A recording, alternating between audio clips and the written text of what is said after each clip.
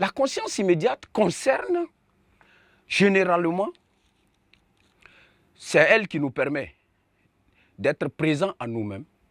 C'est par elle, en général, que nous faisons, que nous agissons. Parce que dans cette conscience immédiate, nous ne réfléchissons pas, nous ne prenons pas le temps d'analyser nos actions. C'est ce que nous percevons de façon immédiate et directe. Et même de façon instinctive, de façon immédiate, directe, voilà, c'est ça. Donc, la conscience immédiate, elle permet aussi de pouvoir avoir accès directement aux faits, aux gestes et aux actions. C'est elle qui nous permet d'être présents en nous-mêmes, de savoir que nous sommes là sans avoir recours à l'intelligence, sans avoir recours à la réflexion. Et maintenant, la conscience, cette conscience, notons aussi que cette conscience immédiate, même les animaux la possèdent. Voilà. Et l'homme également. Et c'est par elle-même que nous agissons beaucoup. Et nous faisons maintenant appel à ce qui s'appelle la conscience réfléchie lorsque c'est nécessaire, devant des situations beaucoup plus complexes.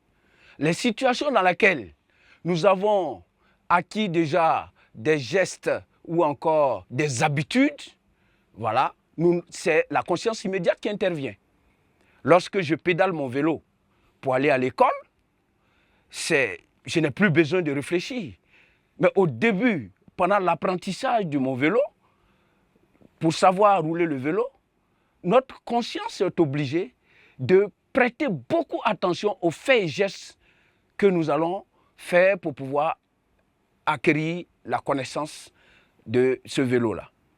Et à ce niveau, nous utilisons la conscience réfléchie, une conscience beaucoup plus soutenue. Mais quand nous avons, avec l'habitude, acquis les faits et gestes qui nous permettent de rouler ce vélo, nous faisons de façon automatique maintenant ces gestes-là. Et à ce niveau, c'est la conscience immédiate qui prend le relais. Pour un élève qui écrit en classe, après les classes de CEP où il est initié à l'écriture, après ça, je crois qu'arrivé en terminale, tout devient automatique au niveau de l'écriture. L'attention n'est plus assez sollicitée au niveau de la conscience. Parce qu'il y a des habitudes déjà mises en place que l'homme ne peut qu'utiliser sans trop faire appel à la conscience réfléchie. Donc la conscience réfléchie est une conscience ici qui est soutenue, qui permet, quand on dit réfléchir, réflexion. Réflexion. Dans le ré, il y a le retour de la pensée sur elle-même.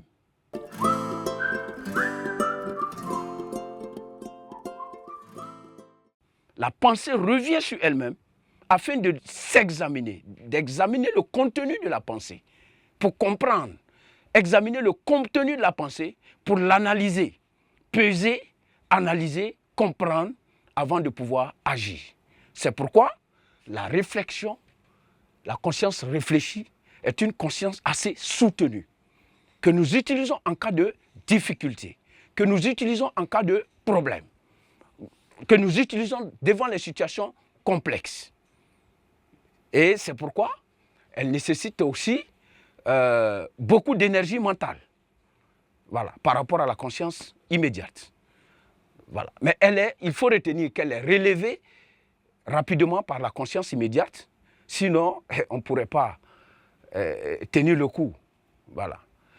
Merci. Donc, nous avons vu les différents aspects de la conscience, à savoir la conscience psychologique et la conscience morale, et suite à laquelle nous avons vu aussi les différents degrés de la conscience, en nous référant beaucoup plus à la conscience psychologique, parce que ces différents degrés-là sont beaucoup plus contenus dans la conscience psychologique, à savoir la conscience immédiate, qui nous rend présents qui nous rend présents à nous-mêmes et aussi à notre environnement, etc. Et c'est celle qui nous met en contact de façon directe, de façon immédiate, voilà, qui nous met en contact avec notre environnement de façon directe, de façon immédiate, et qui nous permet de savoir que nous existons, etc., sans faire recours à notre réflexion ou à notre intelligence. Et ici, la conscience réfléchie, elle nous permet de prendre le temps d'analyser, d'approfondir, de comprendre, etc. Voilà ce qu'on peut retenir à ce niveau. Maintenant, suite à l'étude de la conscience, nous allons passer maintenant au petit 3. Et à ce niveau, nous allons parler de l'inconscient. Qu'est-ce que nous pouvons entendre par l'inconscient?